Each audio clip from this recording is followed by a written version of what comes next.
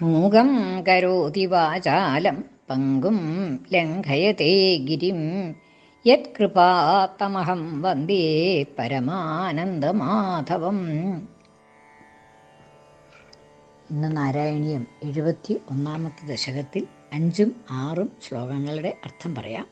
അർത്ഥം പറയുന്നത് കിഴക്കേപ്പാട്ട് വാര്യത്ത് ഭാരതി. 5-ാമത്തെ ശ്ലോകം. ത്വം വാഹദണ്ഡേ കൃതധീശ്ച വാഹാദണ്ഡം ന്യഥാസ്തസ്യ മുഖേ തദാനീം തദ്വൃദ്ധിരുദ്ധശ്വസനോ ഗതാസു സപ്തീഭവന്നപ്യയമൈക്യമാഗാത്. ഭഗവാനെ കടിക്കാനായിട്ട് വായം പൊളിച്ചും കൊണ്ട് വന്നു എന്നാണ് പറഞ്ഞത് കഴിഞ്ഞ ശ്ലോകത്തിലെ കേശി. ഭഗവാനെ കടിക്കാനായിട്ട് ഖാദിതും, അങ്ങനെ കടിക്കാനായിട്ട് ഓടി വന്നു, വായം പൊളിച്ചും കൊണ്ട് വന്നു എന്നാണ് പറയേണ്ടത്. ആ സമയത്ത് ത്വം അങ്ങ് എന്തു ചെയ്തു? ത്വം വാഹദണ്ഡേ കൃതധീഹി ച. വാഹദണ്ഡത്തിൽ, വാഹ എന്ന് വെച്ചിട്ടുണ്ടെങ്കിൽ കുതിര എന്നർത്ഥം. ആ വാഹത്തെ ദണ്ഡിപ്പിക്കുന്നതിൽ, അതിനെ കൊല്ലാനായിട്ട്, വാഹത്തിന് കുതിരയ്ക്ക് ശിക്ഷ കൊടുക്കാനായിട്ട്, അതിനെ വധിക്കാനായിട്ട് കൃതധീഹി ച ഉറച്ചിരിക്കണു. കൃതമായിട്ടുള്ള ധീയോട് കൂടിയവൻ, ബുദ്ധി ഉറച്ചവൻ എന്നർത്ഥം. അത് നിശ്ചയിച്ചു കഴിഞ്ഞിരിക്കണു ഭഗവാൻ. ഈ കുതിരയെ കൊല്ലണം, അതായത് ഈ കുതിരയുടെ രൂപത്തിൽ വന്നിട്ടുള്ളതായ കേശി എന്നുള്ളതായിട്ടുള്ള അസുരനെ വധിക്കണം എന്നുള്ളത് തീരുമാനിച്ചു കഴിഞ്ഞിരിക്കണു. വാഹദണ്ഡേ കൃതധീഹി ച. വാഹദണ്ഡത്തിൽ കൃതധീ ആയിരുന്നു എങ്കിലും, നിശ്ചയിച്ചവനായിരുന്നു എങ്കിലും വാഹാദണ്ഡം യഥാസ്തസ്യ മുഖേ തദാനീം. തസ്യ മുഖേ, അവൻ്റെ മുഖത്തിൽ വാഹാദണ്ഡം ചെയ്തു എന്ന്. വാഹാദണ്ഡം എന്ന് അർത്ഥമെടുക്കാം, അല്ലെങ്കിൽ വാഹാദണ്ഡം എന്ന് കൊടുക്കാം. വാഹ എന്നുള്ളതിന് അർത്ഥം കയ്യ് എന്നുള്ള അർത്ഥമുണ്ട്. ബാഹ എന്നുള്ളതിന് ബാഹു എന്നുള്ളതിൻ്റെ മാതിരി തന്നെ ബാഹ എന്നും കൂടി ഒരു വാക്കുണ്ട് കയ്യ് എന്നുള്ള അർത്ഥത്തിൽ.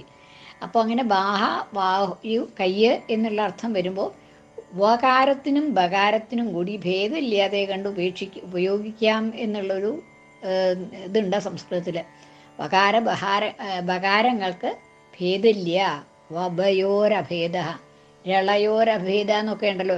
രേഭം ലകാരം രണ്ടും ഒരുപോലെ പ്രയോഗിക്കും എന്നുണ്ട്. അതുമാതിരിയാണ് ബകാരങ്ങൾ, വ എന്നുള്ള അക്ഷരവും ബ എന്നുള്ള അക്ഷരവും മാറി മാറി പ്രയോഗിക്കും എന്നുണ്ട് ഒരു നിയമം. അത് എല്ലാ ദിക്കിലും ഒന്നുമില്ല, എങ്കിലും ചില ദിക്കിലൊക്കെ അങ്ങനെ പ്രയോഗിക്കാം. അപ്പം അങ്ങനെ വാഹ എന്ന് പറഞ്ഞാൽ കയ്യ് എന്നർത്ഥം. വാഹ എന്നുള്ള പദത്തിന് കയ്യ് എന്നുള്ള അർത്ഥമുണ്ട്. അപ്പോൾ വാഹ എന്നുള്ളതിനും കയ്യ് എന്നുള്ള അർത്ഥം വരും എന്നാണ്. അപ്പം അങ്ങനെ വാഹാദണ്ഡം എന്ന് പറഞ്ഞാൽ കയ്യിൻ്റെ ദണ്ഡം, ബാഹുദണ്ഡം എന്നർത്ഥം. ആ ദണ്ഡം പോലെയുള്ളതായിട്ടുള്ള ബാഹു, ഒരു വടി പോലെ നല്ല ഉറച്ചതായിട്ടുള്ള കയ്യ് എന്നുള്ള അർത്ഥമാണ് അവിടെ. ദണ്ഡം പോലെയുള്ളതായിട്ടുള്ള ബാഹു എന്ന് പറഞ്ഞിട്ടുണ്ടെങ്കിൽ നല്ല ഉറച്ച കയ്യ്, ഉറപ്പുള്ളതായിട്ടുള്ള കയ്യ് എന്നർത്ഥമാണ്.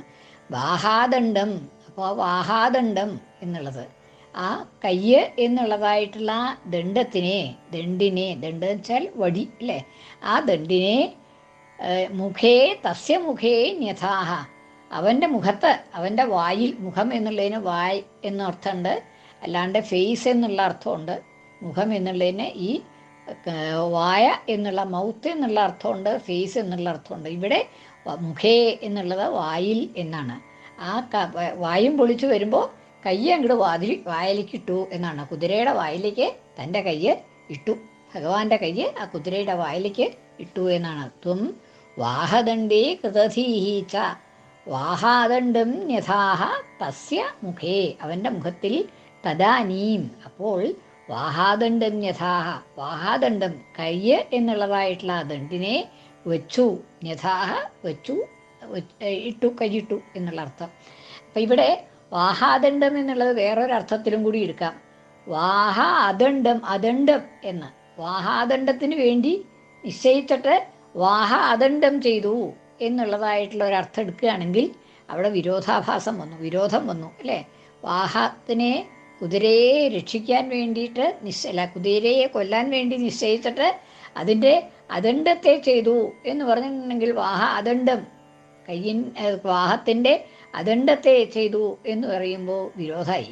പക്ഷേ അതിൻ്റെ ശരിയായിട്ടുള്ള അർത്ഥം കയ്യ് അതിൻ്റെ ഉള്ളിൽ, വായയുടെ ഉള്ളിൽ കയ്യ് വെച്ചു എന്നാണ്. അപ്പോൾ ആ വിരോധം ഇല്ലാണ്ടായി. അപ്പോൾ വാഹ ശബ്ദത്തിനെ രണ്ടർത്ഥത്തിൽ അവിടെ പ്രയോഗിക്കുകയാണ്. അങ്ങനെ രണ്ടർത്ഥത്തിൽ പ്രയോഗിക്കുമ്പോൾ ആണ് ഈ വിരോധാഭാസം എന്നുള്ളതായിട്ടുള്ള അലങ്കാരവും കിട്ടുന്നത്. അപ്പോൾ ശ്ലേഷമുണ്ട്, വിരോധാഭാസമുണ്ട് അവിടെ എന്നുള്ളതാണ്. രണ്ട് അലങ്കാരമുണ്ട് അവിടെ. അപ്പോൾ വാഹാദണ്ഡം യഥാഹ തസ്യ മുഖേ തദാനീം. ഇനി തത് വൃദ്ധിരുദ്ധശ്വസന. അപ്പോൾ എന്നിട്ട് ഈ കൈ കടത്തിയിട്ട് എന്തായി? ആ കൈ അങ്ങോട്ട് വലുതായി തുടങ്ങി. ഭഗവാൻ വായിലേക്ക് കൈ കടത്തിയിട്ട് ആ ഭഗവാന്റെ കൈ അങ്ങോട്ട് വൃദ്ധി പ്രാപിച്ചു എന്നാണ്. അതങ്ങോട്ട് വലുതാക്കി കൈ. അപ്പോൾ തത് വൃദ്ധി രുദ്ധശ്വസന. അപ്പോൾ അതങ്ങോട്ട് വലുതായപ്പോൾ ഈ കുതിരയ്ക്ക് ശ്വാസം മുട്ടി. രുദ്ധശ്വസന, ശ്വാസം തടസ്സപ്പെട്ടതായിട്ടുള്ള ശ്വാസത്തോടു കൂടി. തത് വൃദ്ധി രുദ്ധശ്വസന ഗതാസുഹു. അങ്ങനെ ശ്വാസം മുട്ടിയിട്ട് മരിച്ചു എന്നാണ്. ഗതാസുഹു.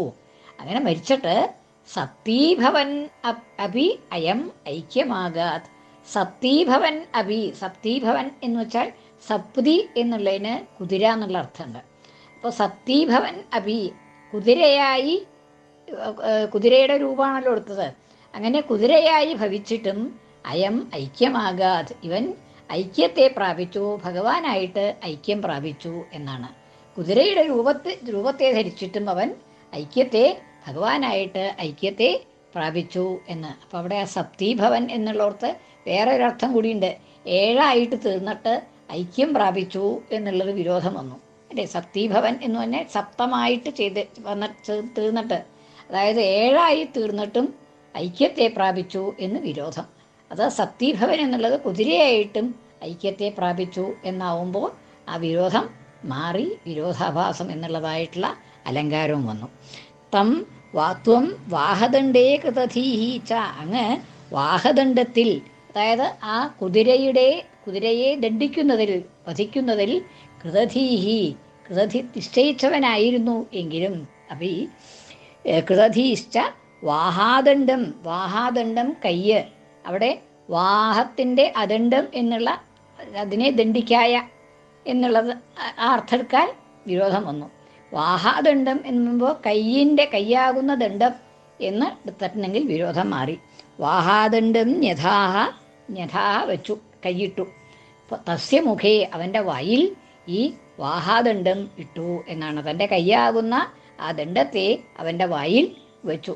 എന്നിട്ട് തത് വൃദ്ധി രുദ്ധശ്വസന, ആ ദണ്ഡത്തിൻ്റെ വാഹയാകുന്ന ദണ്ഡം, അതാ കയ്യ് വൃദ്ധിയെ പ്രാപിച്ചിട്ട് അത് വലുതായിട്ട്, അതുകൊണ്ട് രുദ്ധശ്വസന, ശ്വാസം തടസ്സപ്പെട്ട് അവൻ ഗതാസുഹു മരിച്ചിട്ട്, ഗതമായ അസുവോടുകൂടി, അസു എന്ന് വെച്ചാൽ പ്രാണൻ പോയതായ ആ കുതിര സപ്തീഭവൻ അപി, സപ്തീഭവനായിട്ടും, അതായത് കുതിരയുടെ രൂപം ധരിച്ചിട്ടും ഐക്യം ആഗാത്, ഐക്യത്തെ പ്രാപിച്ചു. അവിടെ സപ്തീഭവൻ എന്നുള്ളതിന് ഏഴായിട്ടും ഏകത്വം പ്രാപിച്ചു എന്നുള്ളതായിട്ടുള്ള ഒരർത്ഥം എടുക്കുമ്പോൾ അവിടെ വിരോധം വന്നു.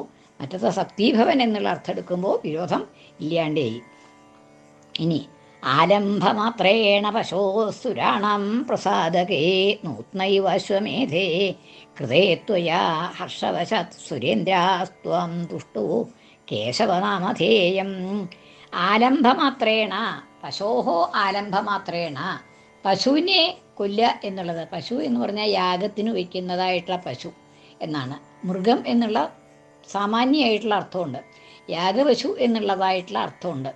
ആ യാഗപശുവിനെ കൊല്ലൽ മാത്രം, യാഗത്തിന് പല ക്രിയകളും ഉണ്ടല്ലോ, അതൊന്നും ഉണ്ടായിട്ടില്ല. ആലംഭമാത്രേണ, ആലംഭം മാത്രം, ആലംബനം, പശുവിൻ്റെ ആലംബനം, അതായത് കുതിരയാണ് അവിടെ യാഗപശു.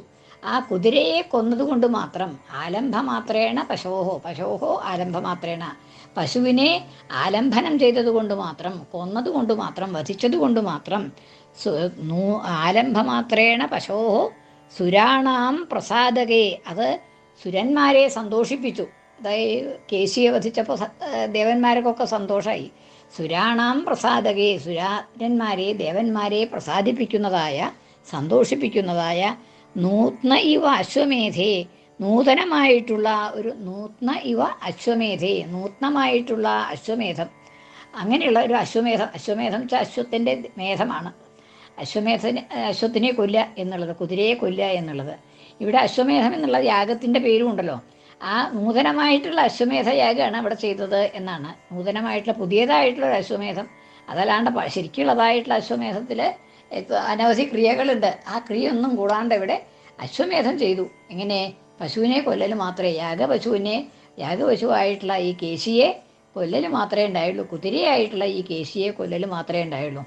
അങ്ങനെയുള്ളതായിട്ടുള്ള അശ്വമേധത്തെ അങ്ങ് ചെയ്തപ്പോൾ, അതായത് കുതിരയെ കൊല്ലുക എന്നുള്ളതിനെ അങ്ങ് ചെയ്തപ്പോൾ, ഹൃദയത്വയ അങ്ങയാൽ ചെയ്യപ്പെട്ടപ്പോൾ, ഹർഷവശാത് സന്തോഷം കൊണ്ട്, സന്തോഷം ഹേതുവായിട്ട്, സുരേന്ദ്രന്മാർ ദേവന്മാർ ത്വാം തുഷ്ടു കേശവനാമധേയം, കേശവനാമധേയം ത്വാം തുഷ്ടു, കേശവൻ എന്ന് പേരായിട്ടുള്ള, കേശവം എന്ന പേരോടുകൂടിയതായിട്ടുള്ള അങ്ങയെ സ്തുതിച്ചു. അങ്ങനെ ഈ കേശിയെ കൊന്നതുകൊണ്ട് കേശവൻ എന്നുള്ള പേരുണ്ടായി എന്ന് ഹരിവംശത്തിൽ അങ്ങനെ പറയുന്നുണ്ട്. അങ്ങനെ ഒരു കേശവൻ എന്നുള്ള പേര് വന്നത് എങ്ങനെയാണ് എന്നുള്ളത് അവിടെ പറയുന്നുണ്ട്. അതായത് ഈ സഹസ്രനാമത്തിലും അതെ, വിഷ്ണു സഹസ്രനാമത്തിലും കേശവ ശബ്ദത്തിന് അർത്ഥം പറയുമ്പോൾ ഈ കേശിയെ വധിച്ചത് കൊണ്ട് കേശവ ശബ്ദം എന്നുള്ളത് അർത്ഥം പറയുന്നുണ്ട്. അപ്പം അങ്ങനെ ആ കേശവൻ എന്നുള്ളത് പേര് വന്നത് ഈ കേശിയെ വധിച്ചത് കൊണ്ടാണ് എന്ന് പറയുകയാണ്. ആ കേശവനാമധേയനായിട്ടുള്ള അങ്ങയെ സുരന്മാർ സന്തോഷിപ്പിച്ചു, സ്തുതിച്ചു എന്നർത്ഥം. തുഷ്ടാവ സ്തുതിച്ചു. അപ്പോൾ ആലംബം അത്രയാണ്. അപ്പോൾ അവിടെ അശ്വമേധം എന്നുള്ളത് യാഗം എന്നുള്ള അർത്ഥമുണ്ട്. അശ്വത്തിൻ്റെ മേധം, അശ്വത്തിനെ കൊല്ലൽ എന്നുള്ള അർത്ഥവും വരാം. അപ്പോൾ അവിടെ പശുവിനെ ആലംബനം ചെയ്തത് കൊണ്ട് മാത്രം, ആലംബനം എന്ന് വെച്ചാൽ വധം, പശുവിൻ്റെ വധം കൊണ്ട് മാത്രം. പശു എന്ന് പറഞ്ഞാൽ ഇവിടെ കുതിരയാണ് യാഗത്തിൻ്റെ പശു. യാഗപശു എന്ന് പറഞ്ഞാൽ യാഗത്തിന് കൊല്ലുന്നതായിട്ടുള്ള ഏത് മൃഗമായാലും അതിനെ യാഗപശു എന്നാണ് പറയുക. അപ്പോൾ ഇവിടെ ആ യാഗപശുവിനെ കൊന്നതുകൊണ്ട് മാത്രം, മറ്റ് ക്രിയകളൊന്നും കൂടാതെ കണ്ട് യാഗപശുവിനെ കൊന്നതുകൊണ്ട് മാത്രം, കൊല്ലുക എന്ന് മാത്രമുള്ളതായിട്ടുള്ള ആ പുതിയതായിട്ടുള്ള അശ്വമേധം അത് ദേവന്മാർക്ക് വളരെ തുഷ്ടികരമായി എന്നാണ്. എന്താണെന്ന് വെച്ചാൽ കേശിയെ കൊന്നതുകൊണ്ട് ദേവന്മാർക്കൊക്കെ സന്തോഷമുണ്ടായി. അങ്ങനെ പ്രസാദകേ നൂത്ന ഇവ അശ്വമേധേ, പുതിയതായിട്ടുള്ള നൂത്നം പുതിയത്, നൂത്നേ അശ്വമേധേ എന്നാണ് അവിടെ പദം മുറിക്കുമ്പോൾ.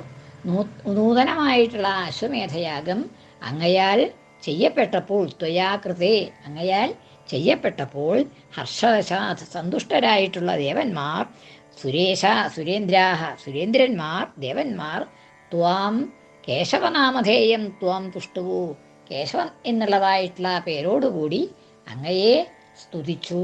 അങ്ങക്ക് അങ്ങനെ കേശവൻ എന്നുള്ളതായിട്ടുള്ള പേരും സിദ്ധിച്ചു എന്നാണ് അവിടെ പറയണത്.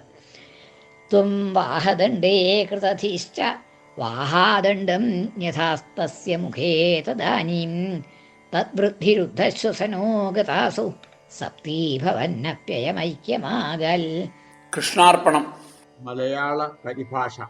വായും പിളർന്നിട്ടു വരുന്നവന്റെ വായിൽ ഭവാൻ കയ്യുകടത്തി വേഗം, ആയുസ്സൊടുക്കാൻ ശ്വസനം തടഞ്ഞു സായുജ്യമായ അശ്വമഹോ ഭവാനിൽ. ആരംഭമാത്രേണ പശോസുരാണം പ്രസാദകേ നൂത്നൈവ അശ്വമേധേ കൃതേ ത്വയാ ഹർഷവശാത് സുരേന്ദ്രാസ്ത്വം തുഷ്ടു കേശവനാമധേയം. ഈ ദശകത്തിലുള്ള ശ്ലോകങ്ങളും ഇതിൻ്റെ മുമ്പിലത്തെ ദശകത്തിലുള്ളതായിട്ടുള്ള ശ്ലോകങ്ങളും ഒക്കെ ഈ വിരോധാഭാസം, ശ്ലേഷം എന്നുള്ളതായിട്ടുള്ള അലങ്കാരങ്ങളെ കൊണ്ടുള്ളതായിട്ടുള്ള കളി രണ്ട് ദശകങ്ങളിലുണ്ട്. അപ്പോൾ അത് മനസ്സിലാവണമെന്നുണ്ടെങ്കിൽ ഈ ഒരു പ്രാവശ്യം 2 പ്രാവശ്യമൊക്കെ ഒരുവിധം ഞാൻ പറഞ്ഞിട്ടുണ്ട്. പക്ഷേ അതാണെങ്കിലും ഓർമ്മ കിട്ടിക്കൊള്ളണം എന്നില്ല, മനസ്സിലായിക്കൊള്ളണം എന്നില്ല. അത് പിന്നെയും കേട്ടാലേ അത് മനസ്സിലാവുള്ളൂ. അത് ഇത്തിരി ബുദ്ധിമുട്ടുള്ളതാണ്. എന്താ വെച്ചാൽ ഈ ഓർമ്മ കിട്ടാനായിട്ട് ഈ രണ്ടർത്ഥത്തിലുള്ളതായിട്ടുള്ള പ്രയോഗങ്ങളൊക്കെ ഉള്ളതുകൊണ്ട് അത് പിന്നെയും വായിച്ചു നോക്കിയേ പറ്റുള്ളൂ. കൃഷ്ണാർപ്പണം. മലയാള പരിഭാഷ. ഹനിച്ചു നീ വാജിയ ഇപ്രകാരം തവാശ്വമേധം സുരരും രസിച്ചു, കേശീവധം ചെയ്തതു കൊണ്ടു ദേവർ സ്തുതിച്ചു നീ കേശവനെന്നു തുഷ്ടർ. സർവത്ര ഗോവിന്ദനാമ സങ്കീർത്തനം. ഗോവിന്ദ ഗോവിന്ദ.